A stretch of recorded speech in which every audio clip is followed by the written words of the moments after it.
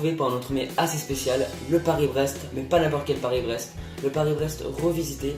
Vous allez voir, c'est une recette très facile, donc que j'ai donc suivi à la lettre sur Instagram, car c'est une recette que j'ai donc mise en œuvre pour la réaliser juste devant vous. Alors donc cette proposition sera donc d'une pâte à choux avec un craquelin. Ce chou sera garni donc d'une crème mousseline au praliné et à la noisette bien crémeuse, surmonté d'une pâte sucrée au praliné et de son praliné fait maison. Vous allez voir, c'est juste terrible. Alors, donc pour cela, on va faire donc le praliné. Il va vous falloir 200 g de noisettes. Donc vous voyez, c'est ces petites noisettes là. Les amandes émondées iront très bien. Personnellement, je vais garder la coque car ça relève un goût franchement très très bon. Ensuite, 150 g de sucre, 50 g d'eau et une petite pincée de fleur de sel ou de sel. Pour avoir un goût plus prononcé, on met donc toutes ces noisettes sur plaque avec une feuille que nous allons venir mettre au four 15 minutes à 170 degrés juste pour relever son goût. Quand nos noisettes sont maintenant passées au four, on les a donc mélangées et positionnées donc dans une plaque pour les faire refroidir. On les laisse de côté et on passe tout de suite donc à notre caramel. On prend l'eau et on y met tous les sucres. Et c'est le sucre qui va s'occuper du travail car l'eau va venir s'évaporer et le sucre donc va venir donc effectuer son travail. On va venir placer donc cette incorporation environ à feu moyen. Une fois donc que le caramel est cuit, on va venir le verser sur les noix un peu partout, hein.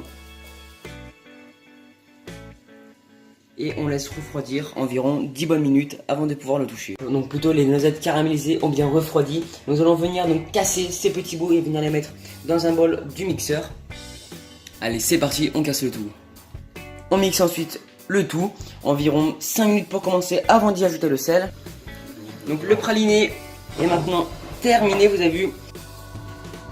Pour la crème mousseline pralinée, il va vous falloir. Donc là, j'ai quand même la recette x2 parce que moi j'ai fait beaucoup plus de choux que prévu, mais pour une recette donc pour environ 7 choux, il va vous falloir 750 g de lait, 180 g de sucre, 6 jaunes d'œufs, 65 g de poudre à crème, 150 g de praliné.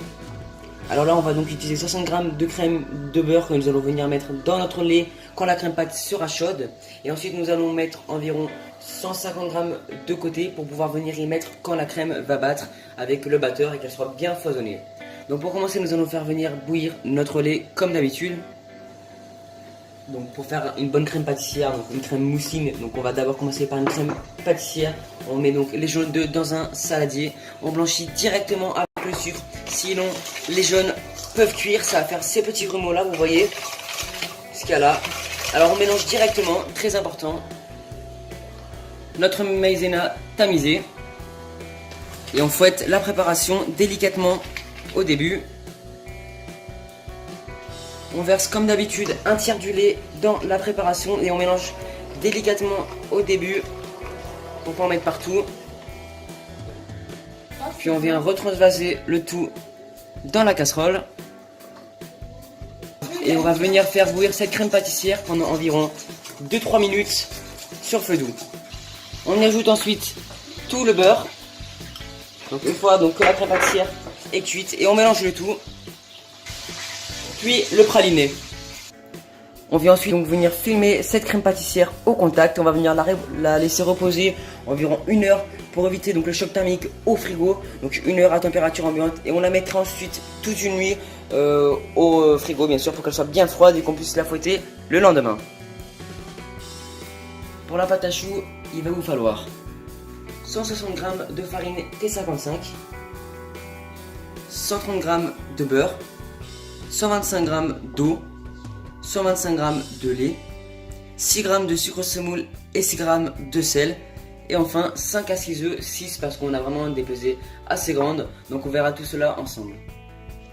Donc dans l'eau, nous allons y mettre le lait, puis le sucre et le sel. Nous allons ensuite y ajouter tout le beurre, comme ceci, et nous allons venir donc mettre la préparation à ébullition. Une fois donc que mon mélange est à frémissement, voire à ébullition, on y ajoute toute la farine tamisée, très important, donc tamisé, et on mélange le tout délicatement avec la cuillère en bois jusqu'à ce que cette pâte ne colle plus à la spatule, voire se décolle de la casserole. Ça va faire une espèce de panade, comme on appelle ça. Et ensuite on viendra la dessécher 2 à 3 minutes sur feu doux. Comme ça, plus la pâte à choux est sèche, et plus ça va venir faire enlever l'air qu'il y a à l'intérieur, donc l'eau. Le moment est venu de venir la mettre sur gaz doux pour venir la faire dessécher. Donc à peu près une bonne minute, hein. Une bonne minute. Une fois donc on a une bonne pâte, on vient donc la déposer dans une casserole, dans un cul de poule, pour éviter donc avec les œufs que ça coagule. On laisse ensuite donc refroidir cette pâte à choux pour l'instant, environ 2 minutes avant d'y incorporer les œufs. Maintenant on va donc venir incorporer les œufs un à un. Donc très important aussi de les incorporer un à un. Ou alors vraiment 2 à 2 grand maximum. Vous pouvez aussi mettre donc cette pâte à choux donc dans votre robot avec une feuille. Vous mélangez le tout 3 bonnes minutes et vous les ajoutez délicatement, bien fouettés. 5 à 6 œufs, environ 300 grammes donc pour cette préparation. On arrive donc au 4e œuf. On remélange donc la préparation pour voir si une pâte à choux est correcte. Donc après notre 5e œuf, on va venir donc avec des doigts propres, bien sûr, l'hygiène. On va venir tracer un trait comme ceci. Et là, vous allez voir si la pâte à choux se rabat, c'est qu'il y en a assez. Si les deux côtés ne se rabattent pas, et ben c'est parce qu'il n'y a pas assez d'œufs. Donc là, vous avez vu, on va venir casser donc le 6e et dernier œuf. On va venir le fouetter et venir ajouter la moitié à peu près. Et on va pouvoir ensuite venir dresser notre pâte à choux. Et oui les amis, c'est un move comme ça qu'il va falloir pour venir dresser notre pâte à choux. Effectivement, il faut des petits moules à silicone qui font à peu près 5 à 6 cm de diamètre, avec un fond à peu près de 2 cm, 2 cm et demi, vous avez vu. Alors après, si vous ne voulez pas congeler la pâte à choux, c'est pour avoir un meilleur démoulage et une pâte à choux très lisse pour pouvoir y poser le craquelin. C'est assez important quand même, mais vous n'êtes pas obligé. Vous pouvez aussi bien sûr dresser la pâte à choux avec une douille de 12 cm en faisant des gros choux comme dans ma vidéo donc du pistachio que je vous mettrai en description. Donc on vient venir dresser la pâte à choux comme ceci. On va venir donc la lisser juste après et on va faire à peu près environ 10 bons Paris-Brest. 8 à 10 à peu près, hein. Comme un gros Paris-Brest hein, d'ailleurs.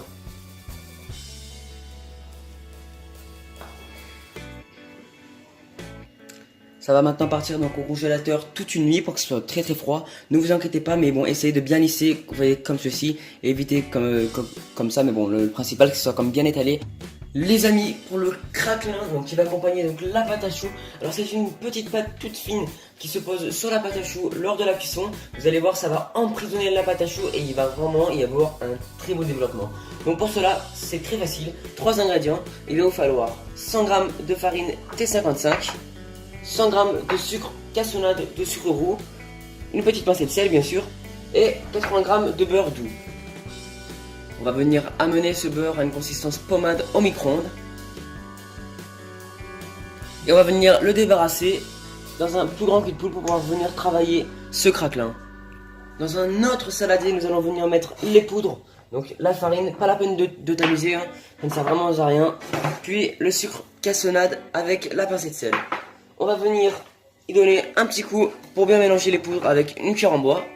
Les amis, étant donné que mon cul de poule du beurre était trop petit tout à l'heure, j'ai dû le remettre dans un plus grand pour venir le remettre pommade comme il faut. Car oui, c'est très important d'avoir un beurre très pommade pour le craquelin. C'est ce qui va donner vraiment à faire une bonne pâte, très facile à travailler. Donc là, on y a ajouté le beurre, on le mélange avec une cuillère en bois, vous avez vu, ça va faire 2 petits morceaux. Et on mélange jusqu'à ce que ceci forme une belle pâte.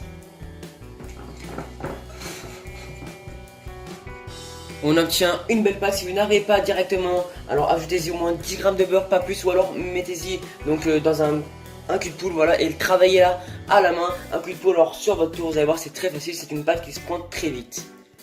Donc là les amis, donc nous avons posé cette pâte sur un papier sulfurisé. On va venir l'étaler dans une dimension de 2 à 3 mm à l'aide d'un rouleau et d'une deuxième feuille donc par dessus. Et c'est parti, ça sera place au congélateur. Comme ceci, donc ça forme vraiment un beau trait. On va pouvoir ensuite venir avec un emporte-pièce donc à la hauteur de la pâte à choux, venir faire 2 petits cercles, mais avant tout congélateur. Pour la pâte sucrée aux noisettes, il va vous falloir 250 g de farine, 150 g de sucre glace, 50 g de poudre de noisette, 45 g d'œufs battus, 45 g à 50 g, et 95 g de beurre. Dans la farine, on y met le sucre glace, la poudre de noisette et le beurre. Puis on va venir faire sabler le tout avant d'y ajouter les œufs. On va maintenant donc faire refroidir la pâte au frigo toute la nuit. Passé une nuit au congélateur, notre pâte à choux est maintenant prête. Nous allons maintenant venir déposer nos disques de craquelin. Donc c'est parti, on les enlève délicatement et on les pose sur le chou comme ceci. Et on va faire ça donc pour nos 10 choux. On va maintenant cuire cette plaque de pâte à choux dans un four préchauffé à 170 degrés pendant 25 bonnes minutes environ. Et nous allons venir baisser la température ensuite à 140 degrés pour venir faire dessécher les choux, très important, pendant environ 15 minutes.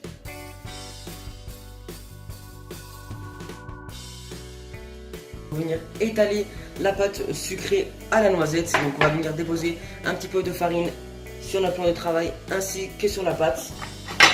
Et on va commencer à l'étaler en forme de carré pour l'instant.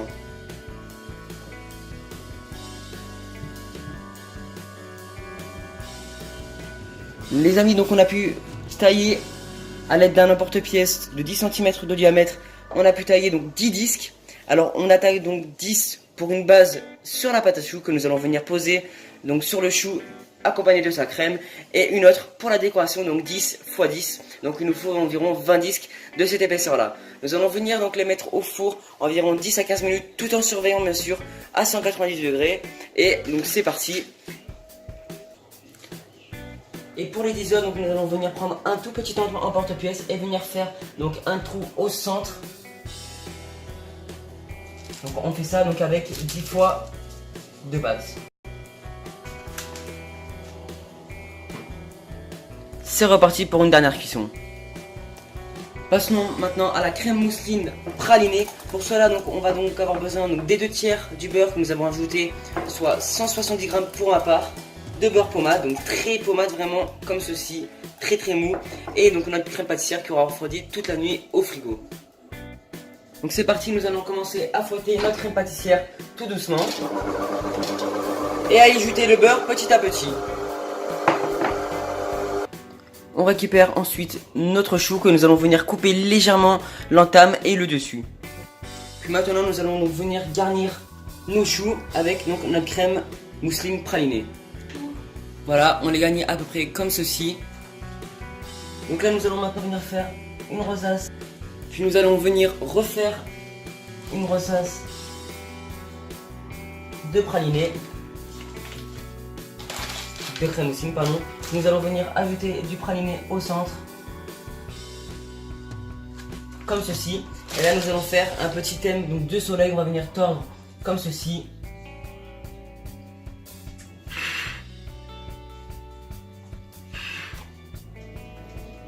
Et voilà les amis, donc le résultat du Paris-Brest. Donc vous voyez, vous pouvez même couper le Paris-Brest juste ici et le garnir donc sur une plaque ou une petite assiette, vous avez vu. Car là c'est vrai que ça fait un peu trop, mais bon, c'est vraiment top le résultat. Vous avez vu, on voit vraiment toutes les étapes. Donc pâte à choux avec un craquelin magique, avec une crème mousseline praline noisette, une pâte sucrée aux noisettes, crème mousseline praline noisette, une pâte sucrée craquante, du praliné fait maison. Là je peux vous dire qu'on va se régaler. Donc quant à moi, donc je vous souhaite à tous et à toutes une bonne vidéo, voilà, une très bonne semaine, car moi je vais vous voir dans 2 semaines pour la recette du flan, voilà, donc du flan avec un feuilletage inversé. Et je vous dis à tous et à toutes, allez, à bientôt.